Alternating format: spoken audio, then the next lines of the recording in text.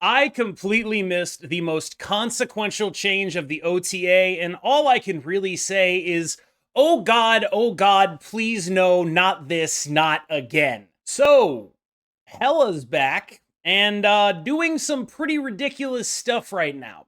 She came out the gates and basically blasted her way through every meta deck I ran into. I think this is a deck that is, at the very least in the short term, going to redefine what good is in the current context of Marvel Snap. I am just absolutely blasting through all of the Iron Patriot Sam Wilson mid-range stuff because they simply cannot compete.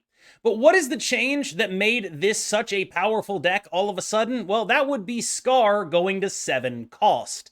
This is the easiest Hela deck to play. There are so many ways for you to not discard Hela. It basically straight up doesn't happen.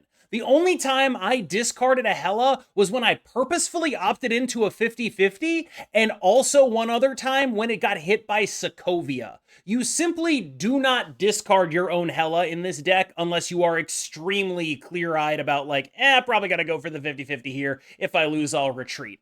The deck is absurdly consistent. It basically plays itself, and it absolutely runs over so much of the current metagame. If you're doing incremental value Scream Sam Wilson BS, you simply do not have the points to compete.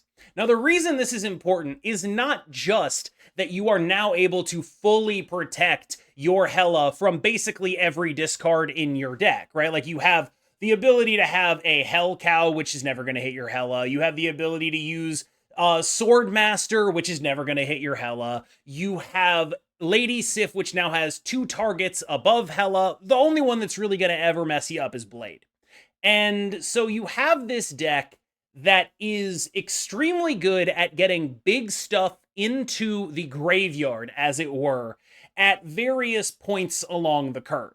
You have your 4-drop, which is 10 power. You have your 7-drop. You have your 8-drop. And because of the way Hela is worded, this is way, way, way better than when you were discarding multiple 6s. Effectively, what they've done is solved Hela's problems with consistency and also added about 12 power or so onto basically every Hela. It is the easiest thing in the world to get a Death and a Skaar discarded. You get basically anything else in there, your Hela's about 40 points. Decks like Iron Patriot are not competing with 43 points on the final turn of the game, let alone if you get some Infinaut stuff in there. You are just going to be bigger. This is an oppressive force in the metagame. That is not to say it will always be an oppressive force in the metagame. I do think that it's worth talking about the things that have traditionally been good against Hela in the past. Number 1 on that list is Mr. Negative. It's simply just combos higher. Mr. Negative is the exact kind of predator that I can foresee developing if this deck picks up, and spoiler alert, it's gonna pick up because it is that good. There are other predators, potentially, like Clog, which can be good into both Mr. Negative and Hela, but Clog is sort of hard to make work right now, and frankly, I tried to brew some Clog stuff, and I was still losing to Hela because the deck is actually just that good. One of the really underrated parts about this deck is that every card you're playing in order to discard all your crap is bigger than average. You're actually kind of able to contest Iron Patriot lanes. You're able to do crazy stuff with this deck, just like playing cards out on the board, and then also you are a Hela deck. You're playing a 3-5, a 1-3, a 4-7, a 3-7 as your Hela enablers. Those are just great bodies to have. One of the other things that's worth talking about in the context of this deck, and what makes it different, I think, from other Hela decks, is the inclusion of Hellcow, which changes some of the dynamics with how you want to approach your Blinks and your Jubilees. Generally speaking, if you have a chance of pulling Hela, you are very often going to run the risk of you activating your Hellcow before you go for either a Blink or a Jubilee with the potential to actually get that Hela. Yes, that can sometimes cost you, for example, when you have a Blink in hand and you are going for a Jubilee. This is a relevant thing to pay attention to, because a lot of the time I found that I was not looking to Blink on 5 and Jubilee on 4, but rather when I didn't have Hela, I was looking to Jubilee on 5 and then Blink on 6, going and getting that Hela with as much regularity as I can possibly get. One of the really pernicious things about this deck is it is exceedingly good at going and getting Hela, and it is exceedingly no longer weak to any kind of disruption discarding its own stuff. There are other builds running around out there. I think the most common thing you're going to see is a Silver Samurai with Gore and Iron Man type of build. I personally prefer this build. I think the just general power of the Infinaut is really relevant. But I will say, Gore is one of, if not the best cards in the game in the mirror, and the mirror might just be a really important thing right now. Other ways of attempting to beat this include Mill, which I tried and it did not work at all. Like, yeah, Fenris Wolf is cool, but you need much more proactive game plan than what Mill is able to bring to bear. I did run into someone playing just a Fenris Wolf in their Ajax deck. That might be a plausible way of trying to approach this, just being like, look, I'm going to play a normal game and then I'm also going to have Fenris Wolf. I think that is a way to try to get through this matchup without giving up just too much everywhere else. There is a real go big metagame that feels like is developing at Top Infinite right now between this deck and then the reactions to this deck being stuff like Mr. Negative. It's kind of like a shock, I think, it's going to be a shock to a lot of people when their like sort of incremental value mid-range decks just start losing to stuff like this. But honestly, that is going to happen. Meet the new boss. It's not the same as the old boss, but like she's been the boss before. Blade is actually a pretty finicky card to use in this deck. You really don't have a ton of good ways to discard the Infinaut itself. That's one of the things you're going to really notice when playing this deck, is that like you're very often going to be lady siphing into something that costs 7 or 8. You are almost always going to be hitting either Blink or Skaar with your Swordmaster. So you're then looking at basically Hellcow and this as your only actual ways of getting the Infinaut into the garbage. What I'm basically saying here is, if you can get the Infinaut into the garbage with this guy, you do it basically every single time. There are very rare exceptions, but like Blade hitting the Infinaut is extremely relevant and extremely valuable. Because of the way New Hela works, you only are, like, the Infinaut is your 6. Everything else isn't a 6. Death is an 8. Skaar is a 7. Like, you have a 10 power 4. And so, like, you're very often going to get games where you're just, like, playing a Hela that straight up brings back, like, 50 power of dude.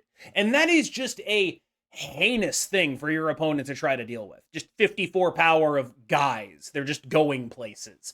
It's ridiculous. And the way you really scale yourself up to that is by playing Blade.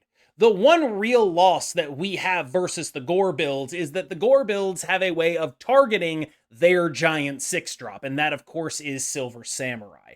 That is the one major draw of that build. And I do think if you don't have the card we're about to talk about next, going for the Gore Silver Samurai build could be a very viable option for you. This is so deeply evil that I'm actually going to sit up here and tell you that there's not a good replacement for Thaddeus Ross. Like, I feel like a terrible person telling you that right now, but this card is so ridiculous at doing what this deck wants, which is getting cards out of the deck and making it more likely that you draw the card you actually want.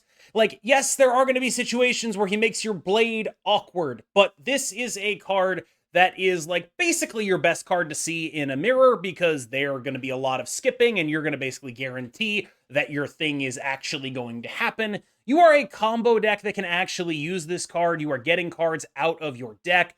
This card pulling a Black Cat is so completely disgusting because it pulls at the end of the turn and then Black Cat discards herself. It's so good. It's literally just, here, put a Black Cat in the trash for later. It's so ridiculously strong at doing what it does. If you're looking for a replacement, my instinct is that the best thing to do is to cut Thaddeus and to cut perhaps the Infinaut and go for Gore and Silver Samurai. If you want to play exactly this build, I think that what you're going to want to do is probably replace him with Iron Patriot or something like that and just try to high roll people.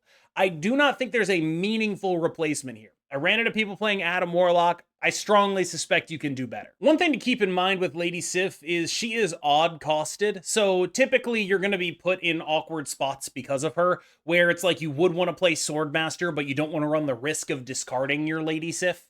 And that can be a little bit tough when the only card that you can hit with either Swordmaster or Lady Sif in your hand is Skaar. Like, that's a really awkward situation to put yourself in. Unfortunately, it is one of the few fail points of this deck.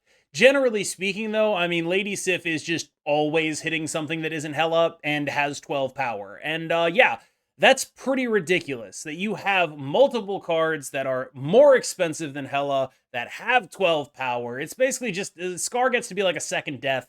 Obviously, this is a card that is very often saved for use with death. It is very clear, I think, why the Skaar inclusion in here is such a massive upgrade. Being able to play Swordmaster is generally just kind of sick nasty. The fact that this now has a big boy target that isn't ass. And I know people are going to be like, oh, you could hit Arrow or Iron Man or whatever. And like, be real. None of that is as good as Skaar. He is a bigger guy. And of course, having something at the top end of the curve overlapping with your Lady Sif targets is also pretty valuable. So this is as good as Swordmaster has been in this archetype in ever. You do have to worry about hitting your blade a lot of the time. I tend to hold my blade a fair bit, and that means, I'm trying not to laugh at the phrasing hold my blade. That means that this is a card that can conflict with that kind of strategy a lot of the time. Because this card is in your deck, you're going to want to release your blade a little bit early.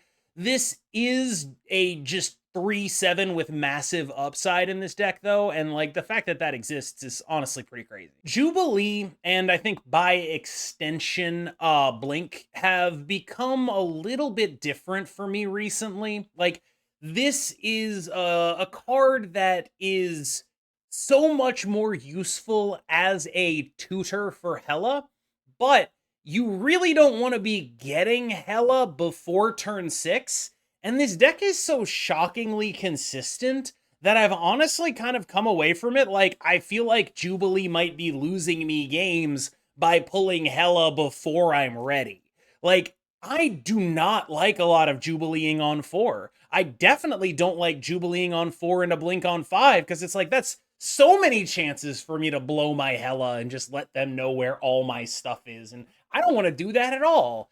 And so this is very often like a turn 5 play followed by a Blink on 6 kind of deal. Like that, when you don't draw Hela, that's typically how it goes. But here's the other thing, right? Like, Thaddeus Ross basically makes it so you're always drawing Hela if you get a couple procs because you've drawn extra cards. Like, it's just going to happen, right? Like, if you draw 2 cards off of Thaddeus and you play a Jubilee, you don't have cards left in your deck. And so it's just very consistent at doing what it does. And like almost to Jubilee's detriment. Hellcow is pretty damn solid here. He's not really going to be like a guaranteed hit most of the time. If he is a guaranteed hit, you're pretty much winning. A lot of the time, Hellcow is just a chance at adding something on. And again, we don't have a lot of good ways of discarding the Infinaut, so we're definitely down to take shots late in the game and just see if we can get 20 power onto the board if we can pull it off.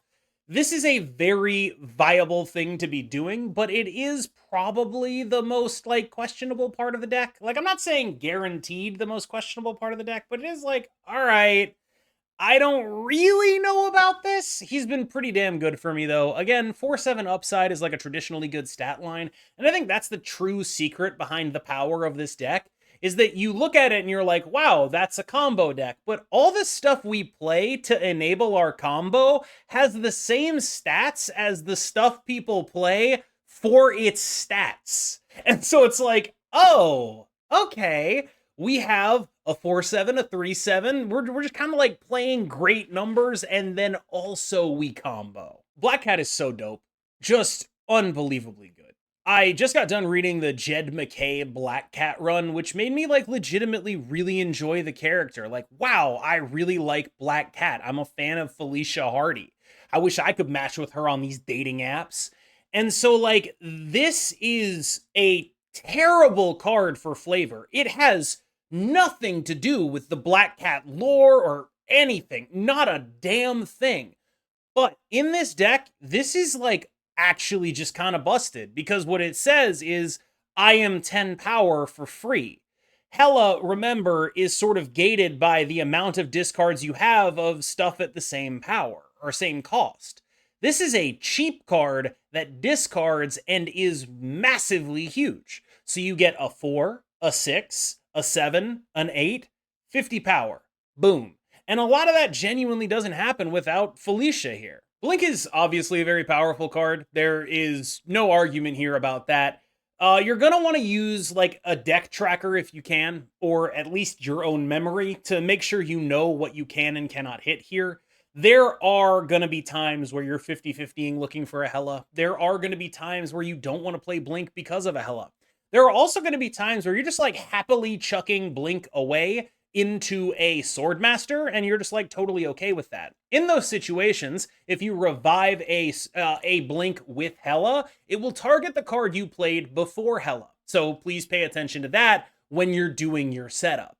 This is a 5/7 with a massively beneficial ability. It's just, again, we talk about this deck like it's a combo deck, and it is. Its endgame is a combo deck, but not a single card in this deck is understated outside of Thaddeus Ross. Okay, let's talk about my nemesis, the lady I hate more than anything else, just the absolute worst. Let's talk about Hela. So right now, the way she's worded is it is worded in such a way that you want to run a deck that looks almost exactly like this. Like, there's variation. You might have a different 6 or something like that. You might do the Gore package, whatever. But the point is, you're basically looking for discard Death, discard Skaar, that's 8 and 7, discard a Giant 6, that's 6, discard maybe a 5 if you got the Blink, but like, be realistic, and then dump Felicia in the trash and go get her out later. That's Black Cat, of course. That's what this looks like.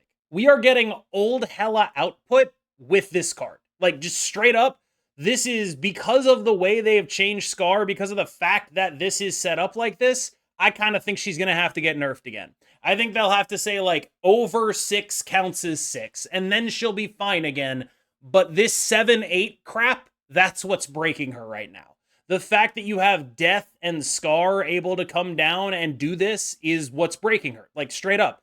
That is why this deck is good. And I'm not going to sit here and act like it's unbeatable, but I do think it's really, really strong. And when Hela is really, really strong, that puts a very hard limit on what other decks are even allowed to do. If you're playing something that can't beat 50 points at the end of the game, you just can't play that deck. Like, you need to have a coherent plan for this matchup, or you will instantly die with whatever mid-range pile you're playing. That is the thing that has always bothered me about Hela, where it's just a massive force in the metagame for a lack of diversity. Like, this is a card that pushes mid-range decks into non-viability, or at least pushes them into getting hugely bullied every time they see a Black Cat enter the dumpster on turn 1. Yeah, so the Infinaut's a 620. That's really all you need to know about him. We're only really running one 6-drop because, again, that's what Hela's text is telling us to do. So we have a 620, and he is 20 power. And I don't know about you, but that's winning lanes. So one of the things I talked about when we talked about Good Machine is the Infinaut winning lanes on his own? And when that is happening, it's usually a good time to play Good Machine. Because this deck exists, I no longer think it's a good time to play Good Machine, because we're both playing the Infinaut, and mine comes with an additional 20 power or whatever, because I've also discarded Death and Skaar and Felicia, God forbid, right? Like, this is ridiculous stuff. But we've already established previously that we were in a metagame where just this card alone was very, very strong. Now we're summoning this card and a bunch of other crap off of a 6/9. Nice. For us, not for anyone we play against. This guy just can't catch a break. There's just no solve for this man. They cooked so hard. They should have just like, I keep looking at this and it's like, you know what they should have done? They should have put min 1 on it. This card should say min 1 instead of 7. Like, this is... They should have taken the hack route out of this, because I gotta tell you, I didn't process what this would allow Hela to do when I looked at the patch notes yesterday. And so now I'm just sitting here kind of giggling at the idea where it's like, I see what they were doing. I didn't think of this either. damn. This is like a genuine, like, whoa, I do not know if they actually intended to do that. Like, I look at this and I'm like, well, I missed it. Maybe they missed it too. Because this is a crazy, crazy, crazy little interaction because of the way Hela asks you to play things at multiple costs, because of the way this allows you to play Swordmaster, because of the way this makes Lady Sif almost always or almost never actually hit your own Hela. There's just not even coin flipping in this deck, and you're still getting the same output now.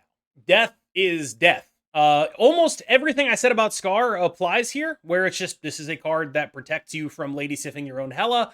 It is also 8, so we have an 8, a 7, a 6, a 5, a 4. You kind of see where this is going. We have big guys at every cost, and Hela is going to bring all of the big guys back.